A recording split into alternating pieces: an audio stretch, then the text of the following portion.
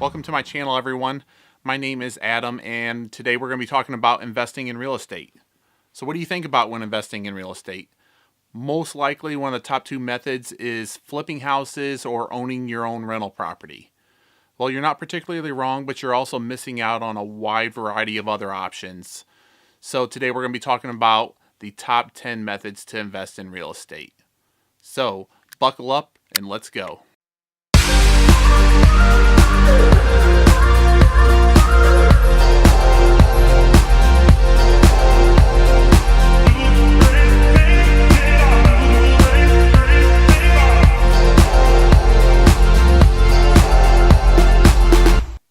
Okay, let's go ahead and get into it.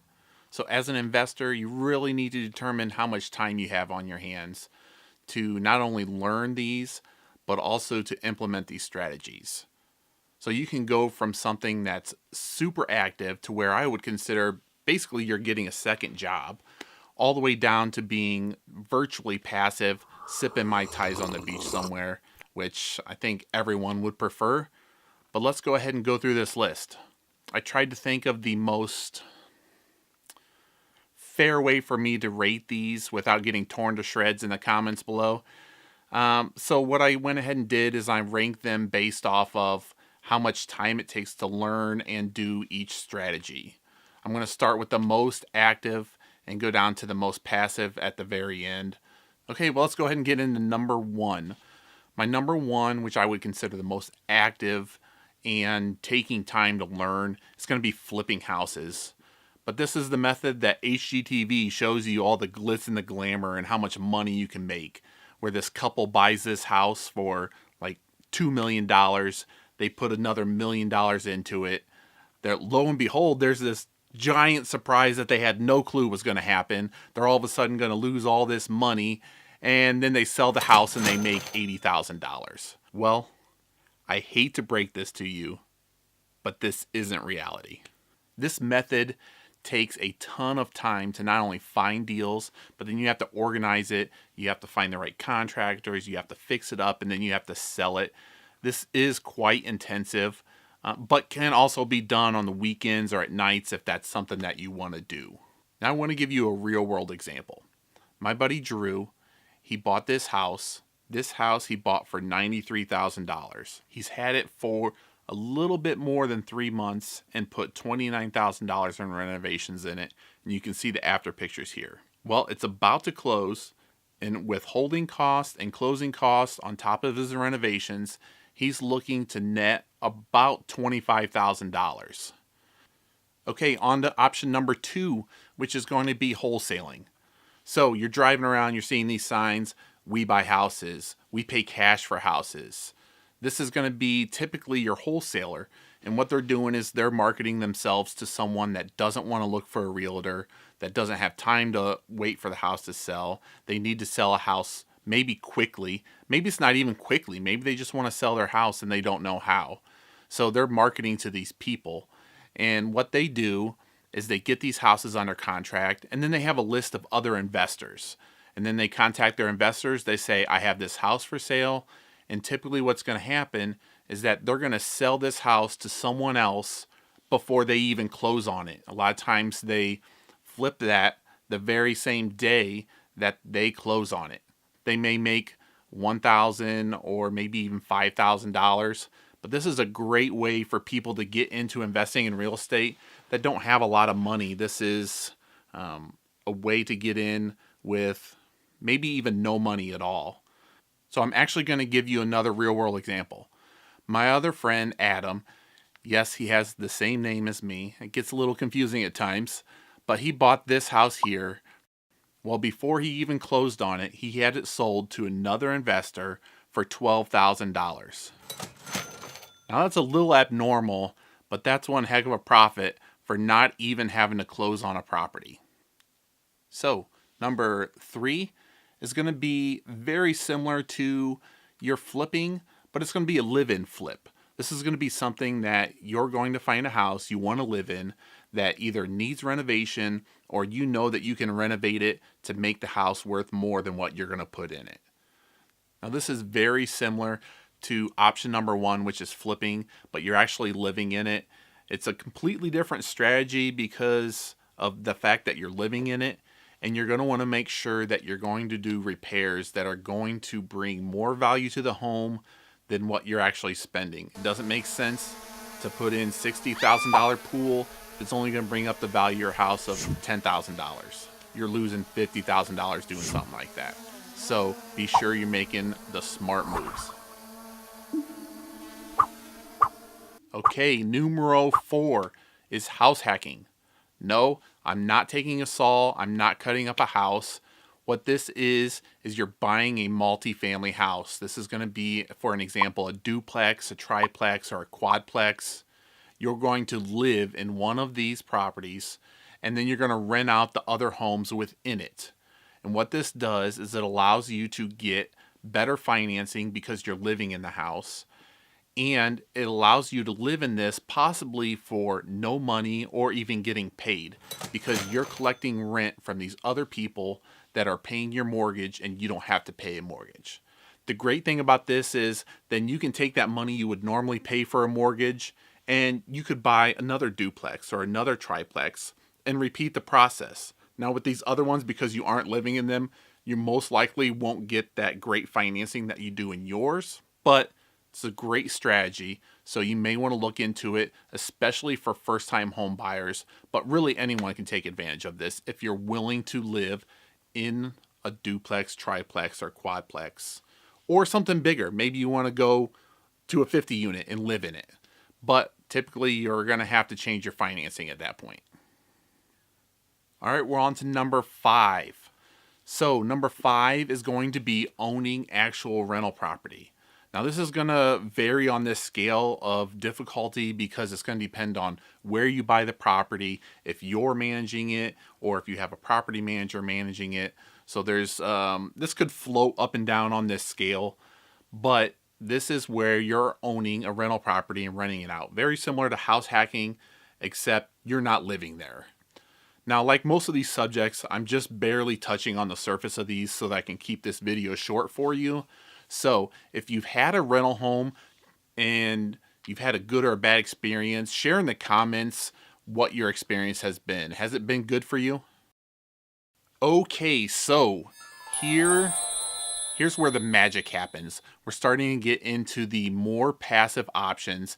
Maybe you have a high-paying W-2, or maybe you have a large sum of money saved up, but you really want to get your money working in real estate more so than you working in the real estate, which is a fantastic option if you're at that point.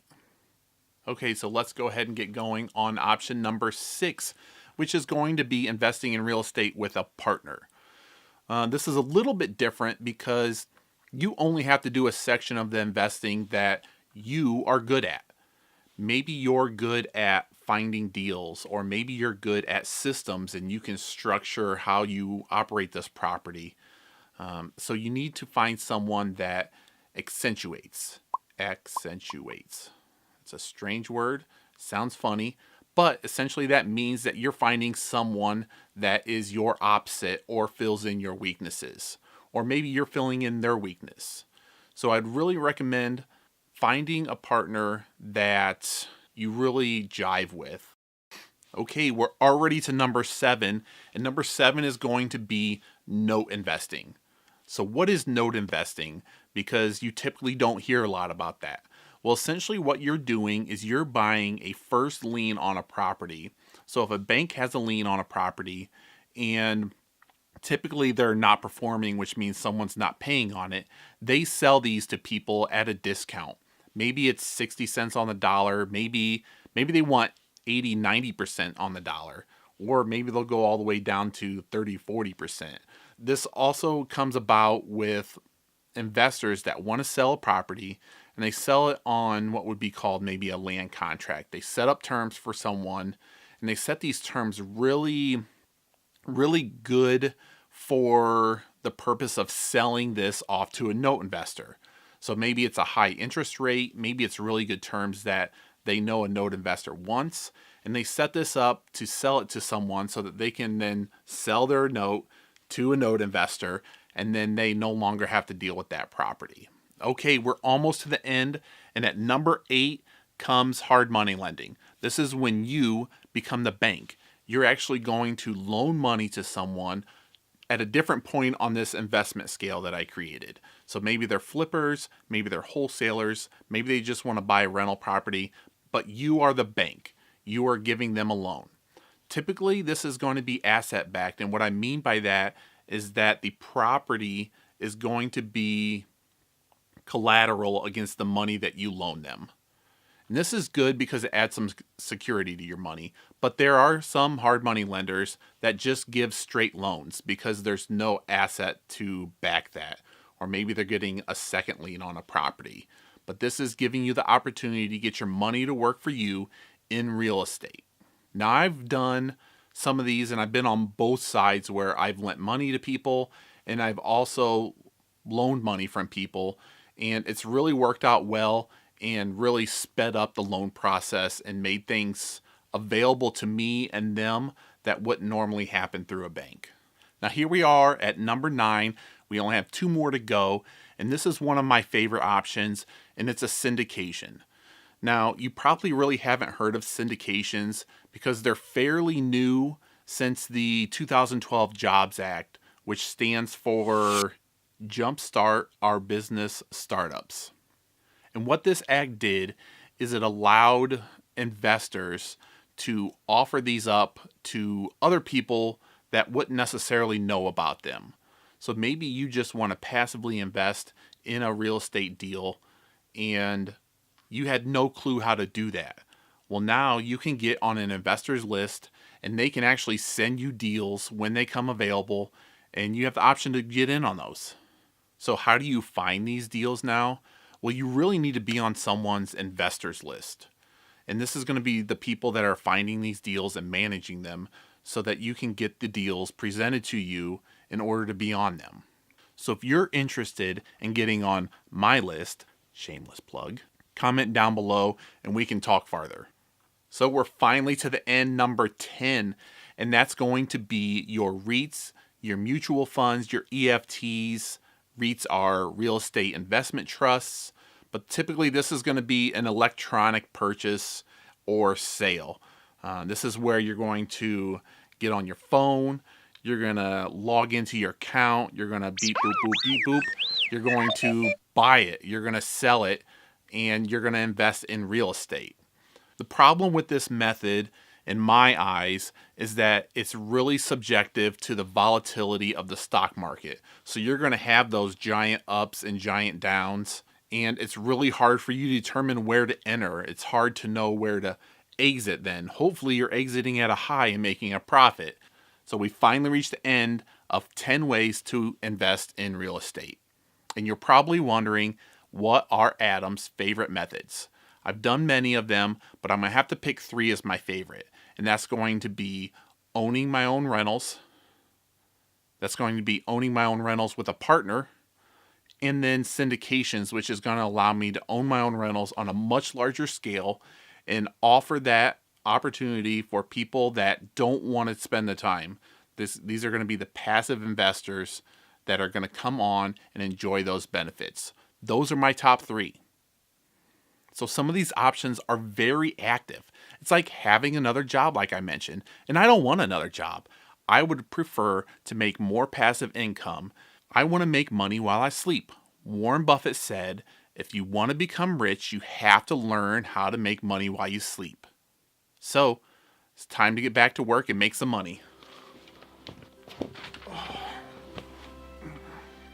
Shh, don't wake me. Be sure to subscribe and lightly hit that like button.